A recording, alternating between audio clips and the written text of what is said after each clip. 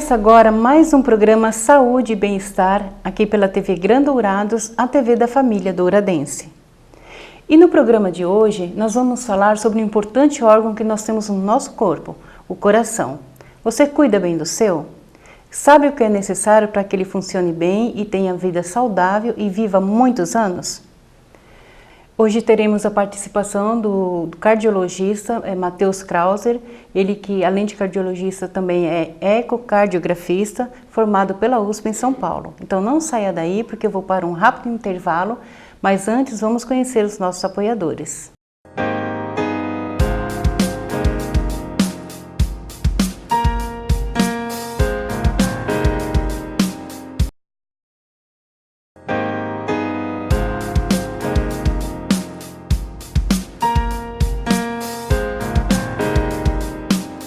Estamos de volta com o programa Saúde e Bem-Estar e agora conversando com o Dr. Matheus Krauser, ele que é cardiologista e ecocardiografista pela USP. Doutor, muito obrigada por ter aceito o convite e poder contribuir dando informações para as pessoas de casa.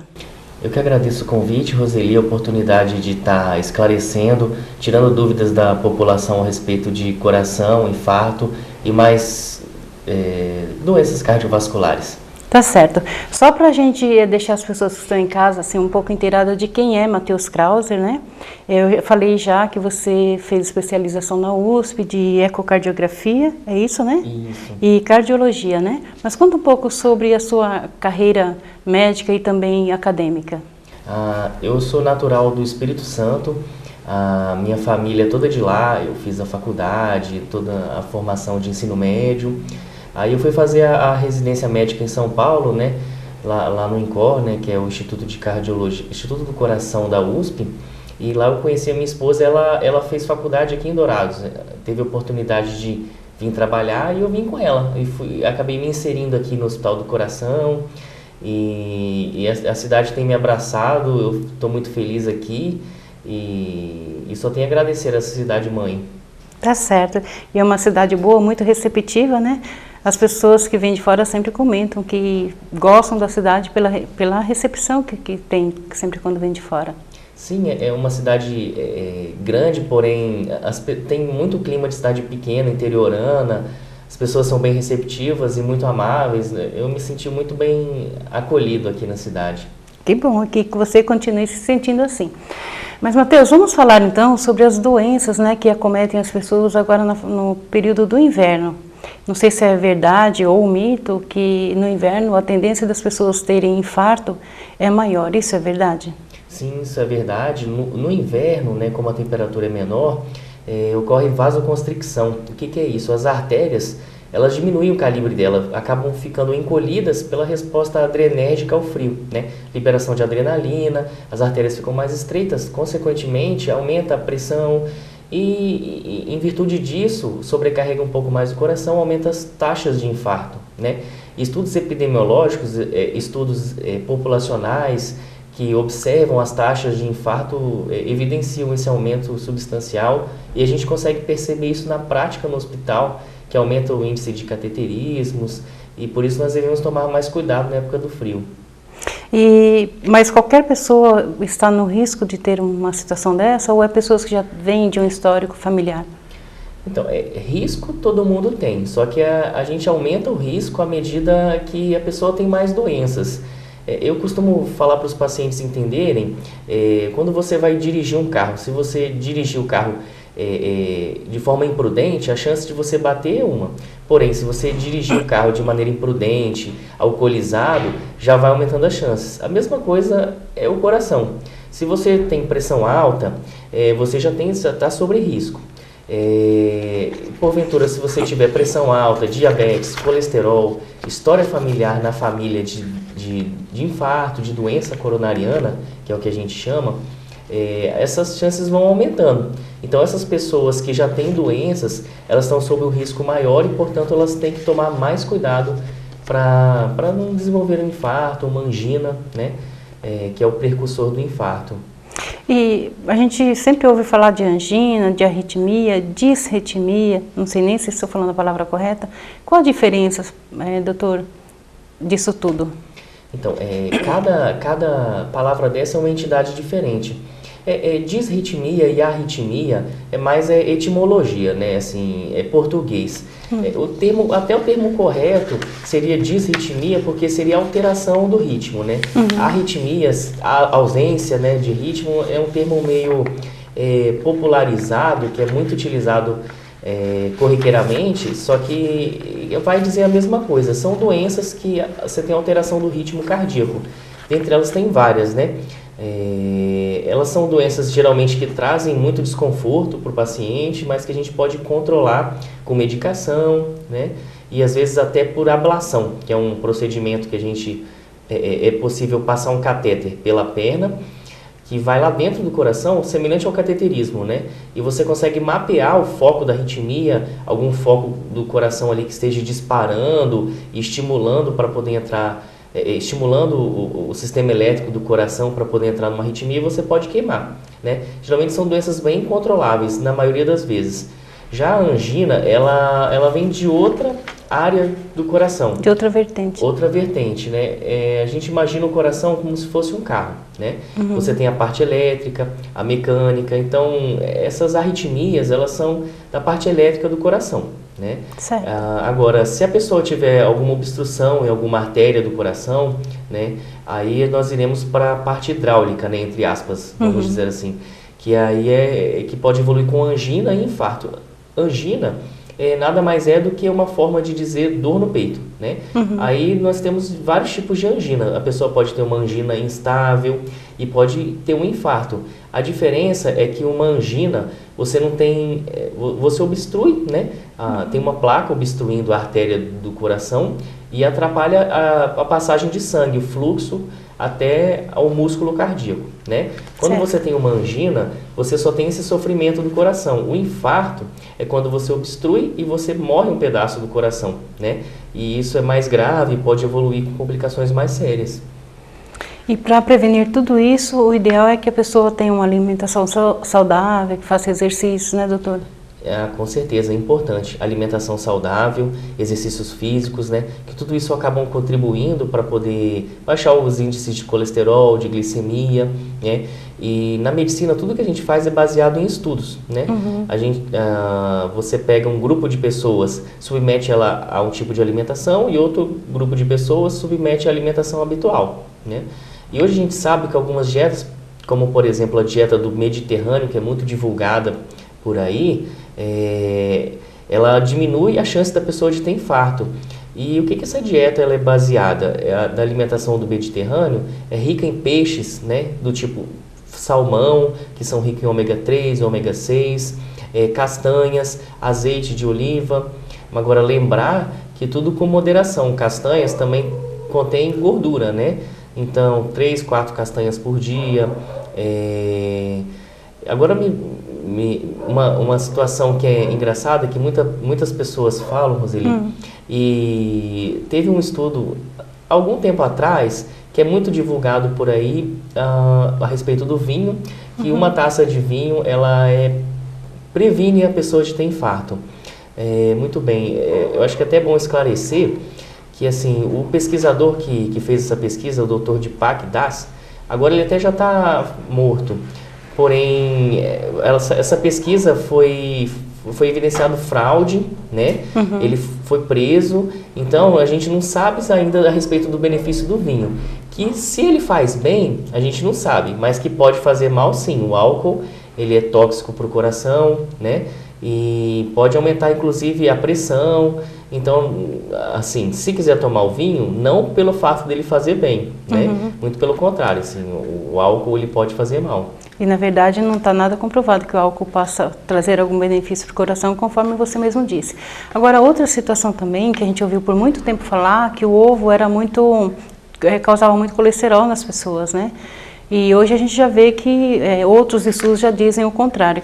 Ele tem muitos benefícios, então a gente fica até que ponto a gente pode confiar, né, nessas pesquisas, nesses estudos, né? Porque uma hora eles falam a favor, outra hora eles falam contra. Mas na sua opinião, você que trabalha na área, qual o seu ponto de vista com relação à gordura proveniente dos ovos? Então, o ovo, ele é importante. O colesterol, ele é uma gordura, é importante para o organismo. Nós devemos ter gordura, principalmente para as crianças que estão em desenvolvimento, a formação neurológica. Os nervos, eles têm uma capinha em volta dele que chama bainha de mielina, que ela é formada de gordura. Então, é importante nós termos gordura na alimentação, o que nós não podemos ter em excesso, né? O ovo ele é importante, é uma fonte calórica, é uma fonte de proteína acessível. Hoje, em tempos de crise, a carne tem se elevado muito o preço, então é importante a gente ter ingesta de ovo, só que com moderação, né? Não vamos ingerir muitos ovos, né? Uns 2, 3 ovos por semana, acredito que esteja suficiente, né? Para não compensar com outras, mas geralmente gordura de origem animal em excesso não faz bem, porque geralmente tem muita gordura saturada e pode levar ao colesterol realmente. E as pessoas ficarem, né, com problema nas veias. Doutora, e qual a diferença daquele colesterol bom e o colesterol ruim? Que a gente sempre, quando vai ao médico, ouve falar, né? Boa pergunta. De repente, as pessoas em casa não sabem a diferença. Boa pergunta. Na verdade, o colesterol ele é o mesmo, né? Ele é uma gordura, o que vai mudar é a proteína que está ligada nele. Existem 2 tipos, tem o HDL, que é uma palavra em inglês, High Density Lipoprotein, é uma proteína de alta densidade, e tem o LDL, que é de baixa densidade. Quando o colesterol está ligado ao HDL, que é o de alta densidade, ele faz um remodelamento reverso. O que é isso? Ele chupa a gordura da plaquinha de gordura da artéria. Já quando o colesterol está ligado no LDL, faz o caminho reverso. A gordura ela sai dessa lipoproteína, dessa proteína, e ela vai para o interior da artéria e formando as plaquinhas de gordura. Por isso que é importante a gente ter índices de HDL, que é o colesterol bom, altos, e o LDL, os índices de colesterol ruim, baixo, para evitar que tenha uma obstrução numa artéria e porventura evoluir com um infarto. E se a pessoa cuida bastante para que não tenha o colesterol alto, né, o colesterol ruim, como dizem, mas ela pode até não ter ruim, mas se o colesterol bom estiver baixo, também o risco é o mesmo. Sim, a gente inclusive fala em colesterol não HDL, né? Que é o colesterol ruim alto. Assim, é uma soma de fatores, né? Não só tem o LDL, o HDL, hoje a gente tem outros marcadores, tudo isso são fatores de riscos, né? Certo. O colesterol, né? O HDL baixo, o LDL alto, tem outros exames de sangue que a gente pode fazer de forma... E o triglicerídeos? Então, o triglicerídeos é também um tipo de gordura, ele está menos relacionado. Em termos percentuais, vamos dizer assim, o colesterol está bem relacionado. Quando você aumenta o índice de colesterol, de LDL, você tem um aumento exponencial de índices de infarto a longo prazo, né? O triglicerídeos, ele tem um aumento, mas é mais discreto. Ele está mais relacionado com o risco de pancreatite. Quando tem índices elevados, em torno de 500, a chance de inflamar o pâncreas, que também é uma doença grave, né? Pode ter que parar na UTI, da hipotensão e necrosar o pâncreas, pode até evoluir com óbito, né? Mas assim, está relacionado também com infarto, mas com índice bem menor. Devemos nos preocupar com ele, sim, né? Mas principalmente com o LDL e o HDL. E o HDL. E como que as pessoas, através de quais alimentos elas podem conseguir melhorar o colesterol bom, digamos assim? Então, a alimentação, aquela dieta do Mediterrâneo é muito boa para isso. A alimentação ela é principalmente importante para poder baixar os níveis do LDL, né? Assim, e para subir o HDL, a alimentação rica em ácido ômega 3, né? Ômega 6, né? E o mais importante, que está mais relacionado com o aumento do HDL, não é nem alimentação e sim atividade física, né? Nós vemos nos pacientes sedentários que o índice de HDL é muito mais baixo do que nos pacientes que fazem atividade física, né? Por isso, a recomendação da Sociedade Americana é pelo menos 200 minutos por semana de atividade física, né? Aí você divide de acordo com o seu tempo, 4 vezes por semana, 5 ou seja, vezes por semana. 40 minutos por dia, durante de segunda a sexta, já dá os 200 minutos, já né? é suficiente. Lembrando que, assim, atividade física, comumente os pacientes relatam, mas eu trabalho, eu ando bastante no meu serviço. Não é a mesma situação de você parar, dedicar aquele tempo para atividade física, se esforçar naquilo, porque você tem que chegar, se possível, até a exaustão, né? Forçar, ter liberação adrenérgica, então, de preferência, ser uma atividade física mais intensa. Lógico, logo no início das suas atividades físicas, você não deveria, né? Começa com um ritmo mais devagar, mas se possível ao longo do tempo, adquirir uma certa intensidade é importante até para estimular o seu sistema cardiovascular. Tá certo. Doutor Matheus, nós vamos sair para um rápido intervalo, mas na volta eu gostaria de saber de você se qualquer pessoa está apta a iniciar uma atividade física ou se ela deve antes procurar um cardiologista para orientá-la. A gente vai para um rápido intervalo, mas voltamos já.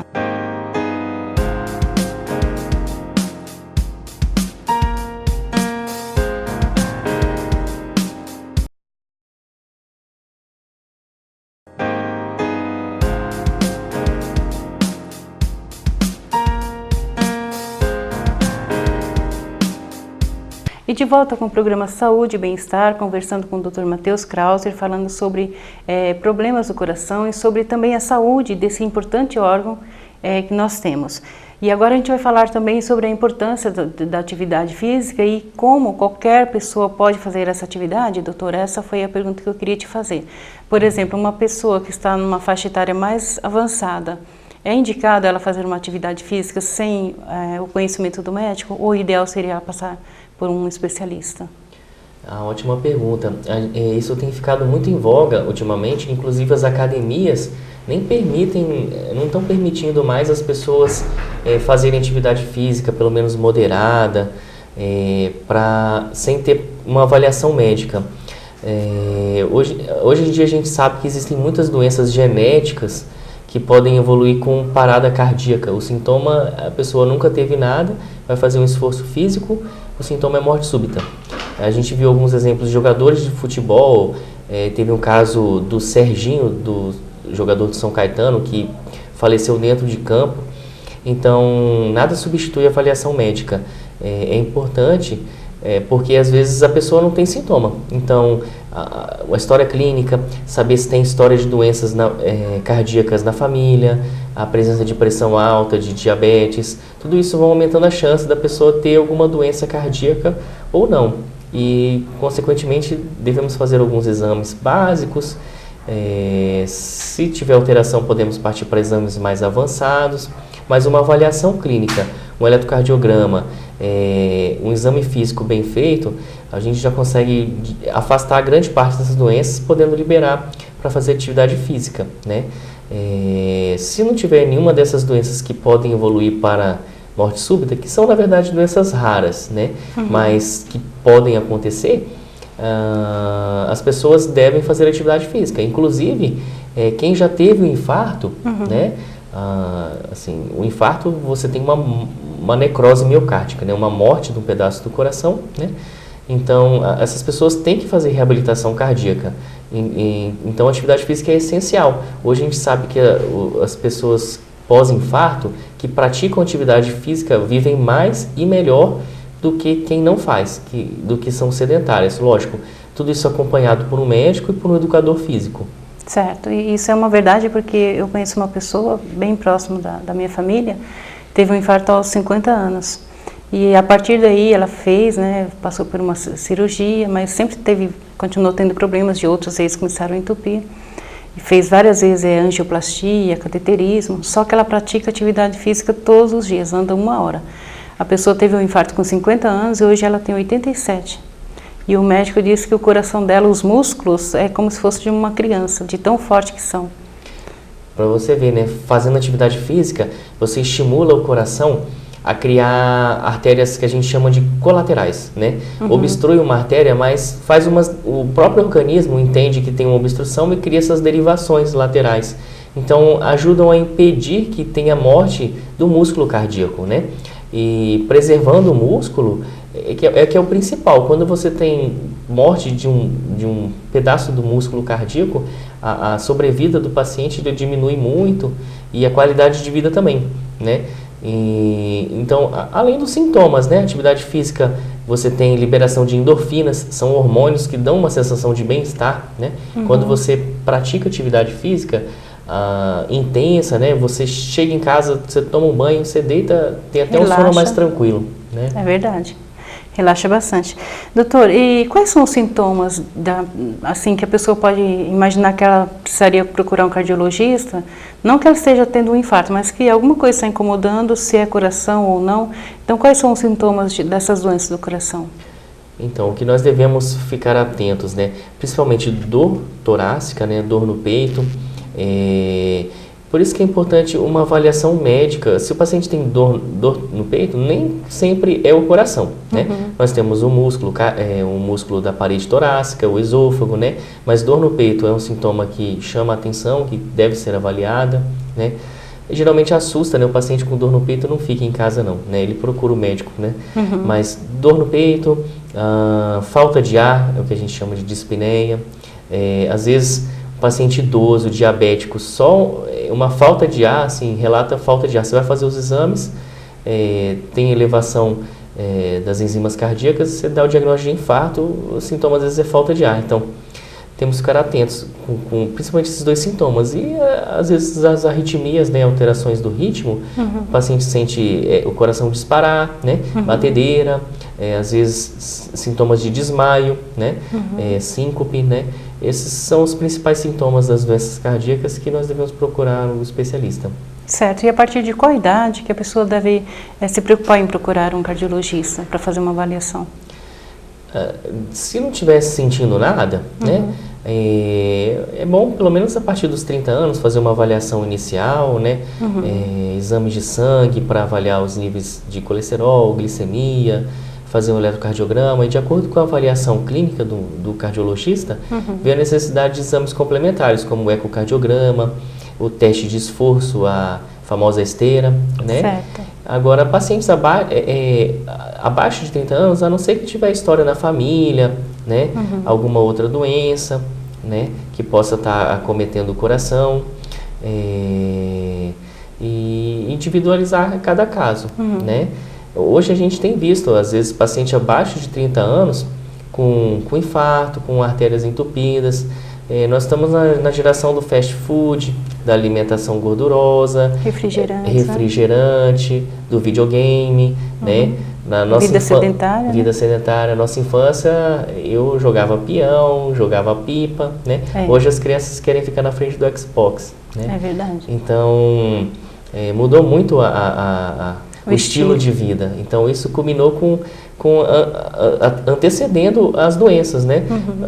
Coisa que a gente não via, né? Infarto, paciente de 20 e poucos anos, doenças neoplásicas, né? Os famosos cânceres em pessoas jovens, né? Então, a gente tem que ficar atento com isso também, se tiver história na família, ou fatores de risco, né? Sedentarismo, obesidade, tabagismo, né, adiantar esses exames para poder avaliar e tentar fazer um screening e evitar o pior, né, que é o infarto. E eu já ouvi falar também, não sei se é verdade, que o infarto, quando acontece uma pessoa mais jovem, que ele é fatal. Isso é verdade? E por quê?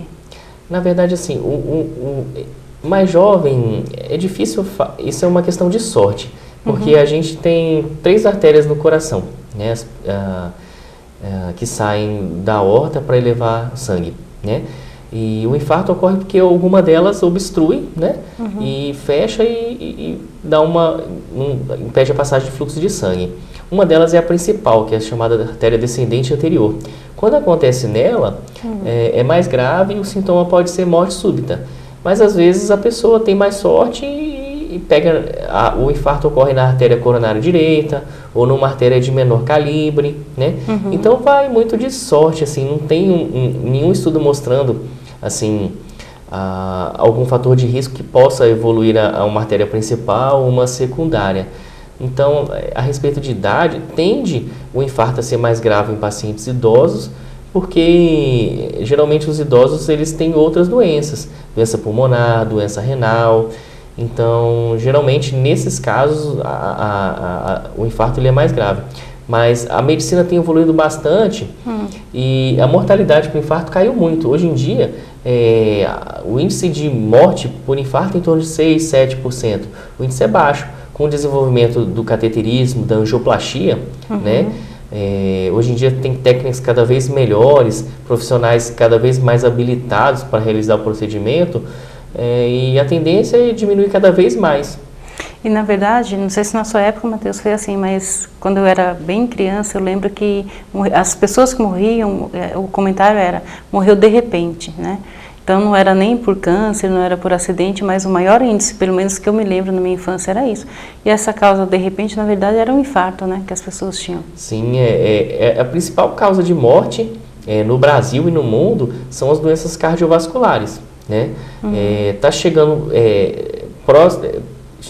perto as doenças neoplásicas, né, os cânceres e traumas, né? Mas ainda em número 1 de morte é infarto e AVC, né? E às vezes o sintoma é morte súbita, não dá tempo, né? Entope a artéria, eu tenho um AVC fulminante, morre, não dá tempo nem de chegar no hospital, né? Por isso que a gente tem que fazer a prevenção, né? Cuidar da pressão, do diabetes, atividade física, alimentação saudável, vamos cuidar para evitar o pior. É verdade. Agora, eu tenho uma pergunta de uma xará, a Rose mandou perguntar para você, que ela foi diagnosticada, ela é jovem até, foi diagnosticada com um problema de prolapso de válvula mitral. E faz algum tempo que ela não vai no cardiologista, eu queria saber se ela corre algum risco devido a essa doença, devido a esse problema que ela tem. O prolapso de válvula mitral é muito comum e é muito simples, né, na maioria dos casos. Nós todos temos essa válvula mitral, né? Ela está entre duas cavidades do coração para fazer com que o sangue vá apenas em uma direção, essa válvula. Quando o coração bate, quando o coração está relaxando, o sangue passa por essa válvula mitral, né? Aí quando o coração contrai, o sangue ele tem que ir para o organismo e não voltar pela válvula mitral. Então essa válvula ela tem esse funcionamento, ela fecha para impedir que o sangue volte, né? Então, em algumas pessoas essa válvula ela não é reta, né? Que geralmente a válvula ela é retificada, né? E em algumas pessoas ela dá um abaulamento, né? Quando o sangue volta. E esse abaulamento é o que caracteriza o prolapso de válvula mitral, né? Certo. E isso não é uma doença propriamente dita que necessite um tratamento, ela necessita um acompanhamento, porque em alguns casos esse prolapso, esse abaulamento, ele com o tempo a válvula pode ir degenerando, espessando e futuramente ela pode começar a deixar vazar o sangue, né? Agora, deixando vazar, pode ser leve, moderado ou grave, né? Mesmo o prolapso de válvula mitral é comum também deixar um pouquinho de insuficiência, né? Esse retorno de sangue discreto. Quando ele começa a ser intenso, é que a gente tem que ficar com os olhos bem abertos, né? Em casos avançados, pode ser necessária a troca da válvula, né? Ou a plastia. Você pode dar alguns pontos para poder segurar essa válvula ou trocar ela por uma prótese, né? São as duas formas de cirurgia. Mas apenas nos casos avançados, com refluxo importante e sintomas, né? Principalmente falta de ar. Mas nesses pacientes, igual no caso da Rose, que não tem muitos sintomas e às vezes um refluxo discreto, basta um acompanhamento anual, fazer o ecocardiograma, um exame simples, um ultrassom, né, não invasivo, e que você consegue avaliar muito bem a válvula, se está tendo algum refluxo, se é leve, e a presença ou não de sintomas, que é o que chama a atenção. Tá certo. Doutor, e sobre o estresse, né? Aquelas pessoas que vivem, acho que é difícil falar quem não vive estressado hoje, né? Na situação que a gente vive é uma correria e muitos trabalhos, afazeres, e acaba deixando a pessoa estressada. Isso contribui também para desenvolver uma cardiopatia. Sim, principalmente as cardiopatias que a gente chama de isquêmica, né, da área do infarto, da angina, né? Os estudos populacionais mostram que o estresse, né, o tipo de personalidade, ele já está relacionado com o aumento da chance de infarto.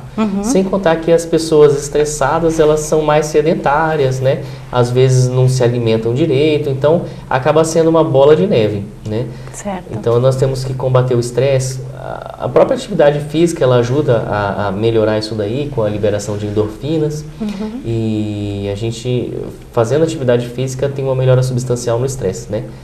E é importante a gente combater. Tá certo. Doutor, e para finalizar então, eu acredito que o meu tempo já está um pouquinho estourado, eu queria assim, você já ressaltou bastante a importância de fazer alguns exames, mas quais são os principais exames, assim, de forma preventiva, né, para as pessoas que estão nos assistindo agora e queiram, de repente, fazer um check-up, né, quais seriam os exames que elas deveriam fazer? O principal que, assim, você mesmo em casa pode ter esse cuidado, né? Você pode cuidar do seu peso, né? Você pode cuidar, tem o famoso IMC, o Índice de Massa Corpórea, que você calcula o peso pela altura ao quadrado, né? Esse IMC, quando está elevado, tem mais risco de doença cardíaca, a circunferência abdominal, né? São todos esses cuidados que você pode ter em casa. Fora em casa, você deve ir no médico para poder avaliar sua pressão arterial, exames de sangue, glicemia, colesterol, a tireoide, tudo isso está relacionado com doença cardíaca. E se tiver algum fator de risco, fica a critério do seu médico para poder avaliar um ecocardiograma, que é um exame não invasivo, que a gente pode avaliar com nitidez o movimento cardíaco, as válvulas, e o teste de esteira, né? Qual que é o racional do teste de esteira? Quando a pessoa faz um esforço físico, né, o coração ele precisa de mais sangue, né, durante o esforço do que em repouso, para o funcionamento dele. Se tiver alguma artéria obstruída, impedindo a passagem de sangue para o músculo cardíaco, durante o esforço isso daí vai ser mais evidente. E a gente consegue ver alterações muitas vezes no eletro. E a esteira ela dá uma acurácia de 70% para a presença ou não de doença cardíaca. Você juntando esses 70% com a avaliação clínica, exame físico, presença ou não de sintomas, dá uma acurácia muito boa. Então, são exames não invasivos que estão disponíveis em todos os lugares, não só em Dourados, mas cidades menores também conseguem, têm acesso e que dão uma tranquilidade para as pessoas. E, na verdade, a doença do coração, pelo que eu acompanhei aí na sua entrevista, a pessoa prevenindo, né, seguindo os passos que você orientou, de ter uma alimentação saudável, praticar uma atividade física e fazer esses exames, ela vai viver muito tempo, né, doutor? E pode até não ter a doença, né? É verdade, né?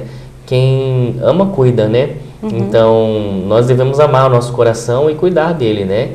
Então, tendo esses cuidados, nós podemos evitar. Não que não vai ter, né? Uhum. Sempre tem uma pessoa ou outra que acaba, né, escapando, mas em termos de probabilidade, você diminui muito a sua chance de ter doença a partir do momento que você cuide da sua alimentação, faça atividades físicas, exames preventivos anuais ou eventualmente a critério do seu médico.